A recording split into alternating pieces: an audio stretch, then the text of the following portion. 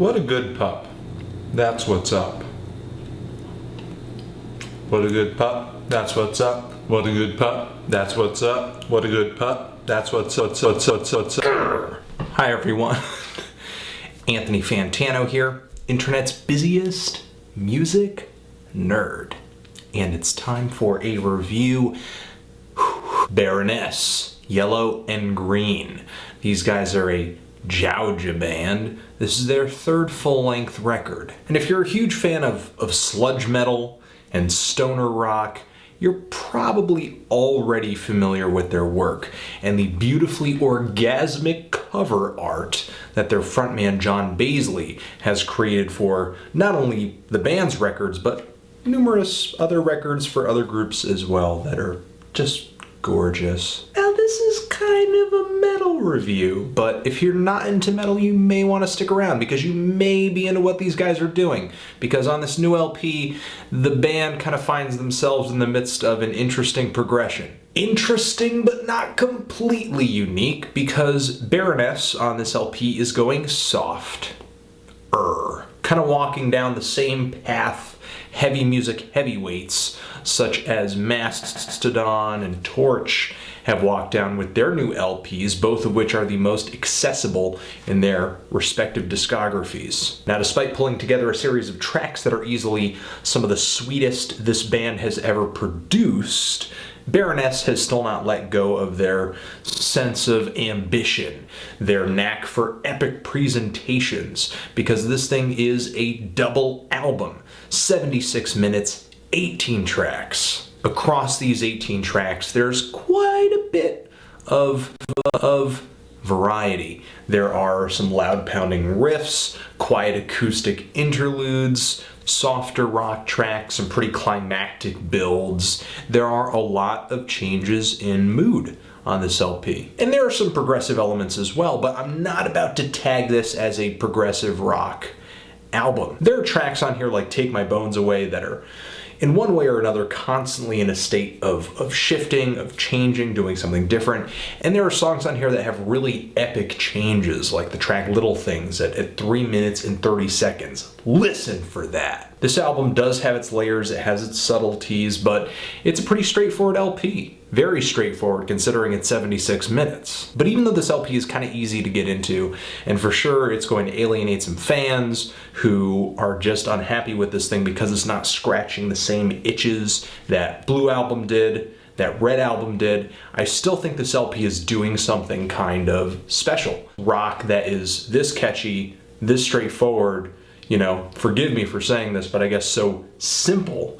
Rarely does rock like that get such a grandiose presentation. Even though this LP does have a change on it, Baroness still maintains a lot of their great qualities. I think more than a lot of their hardcore fans will give them credit for. There are still heavy moments on this LP. Take My Bones Away, fantastic heavy riffs on that song. These guys are definitely working with their cleanest production sound yet. Baisley is not screaming like he used to on the band's previous material, but his clean vocals are pretty nice. They're very low, they're very resonant. He has a real sense of passion to his singing, and I feel like sticking to his cleans has kind of forced him to experiment a little bit more with his singing, though there are tracks on here where I wish he was a little more adventurous with his vocal melodies. There are spots on here that kind of hit me as being very kind of James Hetfield-ish with his clean vocals, and there are a lot of tracks on here that feature very, very close vocal harmonies that kind of ring true as being sort of like Alice in Chains. Sometimes the vocals do really bring a commercial radio rock element to this LP, but you know, I can't say it was done in an untasteful way or anything like that. Now the band of course brings some really great harmonized guitar leads on these songs like you can pretty much expect from them. So on this thing, I'm really challenging fans, why don't you like this record if you kind of find yourself not really caring for it? What is this missing for you? Because to me, this feels like a great band progressing. The heavy sounds on here sound great to me. Take My Bones Away, one of the first tracks on here, hits a great groove. It's not the heaviest track I've ever heard them put together, but it makes up for it by being extremely, extremely catchy. And the track March to the Sea replaces distorted guitars with string sections, which are just really pulsating quickly to keep the pace, to keep the tempo of this track up, up, up, up. And it works really well. These string sections sound great against the primal drums. I wish there were more moments on this album like this. And when the chorus comes in and those guitars finally just kick in, it sounds really explosive because the guitars were just not there beforehand. The track Twinkler is one of the first soft moments on this LP, and it is beautiful. It is moving. Baroness really pens a quiet, chilly folk tune on that album. Some nice guitar arpeggios, very close vocal harmonies that feel very solemn. It's a soft track, but it's written really well. Same goes for the track EULA. The only tracks I didn't care for on the first disc were like Cocainium, which I didn't feel like brought a lot of variation to the song structure. I did like that they were using a synth on that track, and overall using more synths on this album.